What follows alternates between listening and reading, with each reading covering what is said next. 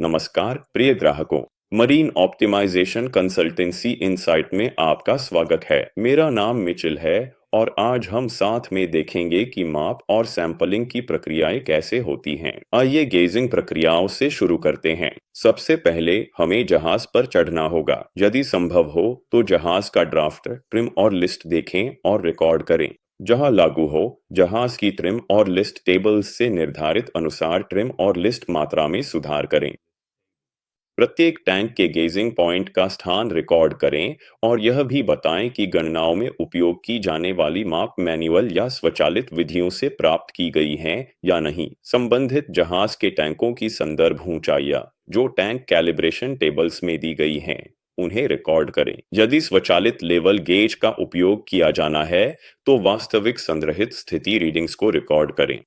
इन readings और tank calibration tables में दर्ज ऊंचाइयों के बीच कोई भी अंतर नोट करें। ऐसे अंतर के लिए चीफ ऑफिसर से स्पष्टीकरण मांगें और उसे रिकॉर्ड करें। यदि संग्रहित स्वचालित लेवल गेज रीडिंग्स में कोई अंतर नहीं है, तो स्वचालित गेज का उपयोग इलाज के लिए किया जा सकता है। जहां स्वचालित गेज खराब हो जाए या गलत हाउस्ड रीडिंग दिखाए, वहां इलाज को आधिकारिक गेज पॉइंट से मैन्युअल रूप से निर्धारित किया जाना चाहिए। स्वचालित गेज का उपयोग छोटी मात्राओं के माप के लिए नहीं किया जाना चाहिए। आमतौर पर 300 मिलीमीटर से कम गहराई, ओबीक्यू, रॉग या पानी के माप के लिए। सभी मैनुअल इलाज माप के लिए एक पोर्टेबल सोनिक इलाज इंटरफेस टेप का उपयोग किया जा सकता है। यदि स्टील टेप और पीतल की बॉब का उपयोग किया जाता है, तो ऑयल कट टेप पर होना चाहिए, बॉब पर नहीं। जो भी विधि अपनाई जाए, इलाज को निकटतम 5 मिलीमीटर तक दर्ज किया जाना चाहिए। माप सभी पोत के कार्गो कंपार्टमेंट्स में की जानी चाहिए और सभी पृथक बैलास्ट तथा संबंधित खाली स्थानों का निरीक्षण किया जाना चाहिए। माप कैलिब्रेशन रेफरेंस पॉइंट्स से की जानी चाहिए।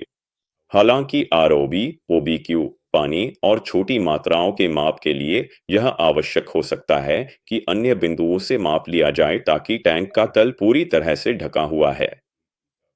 पानी की मात्रा सभी जहाज के कार्गो टैंकों से वाटर फाइंडिंग पेस्ट या पोर्टेबल सोनिक इलाज वायर इंटरफेस टेप का उपयोग करके प्राप्त की जानी चाहिए।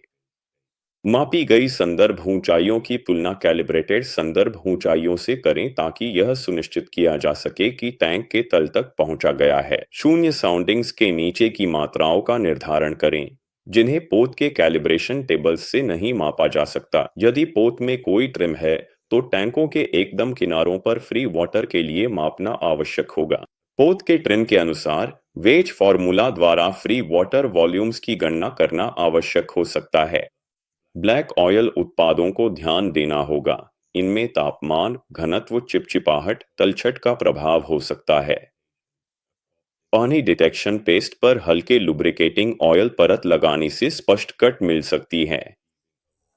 Free water sample bottom sampler से लेना चाहिए। सैंपल सुरक्षित रखना चाहिए।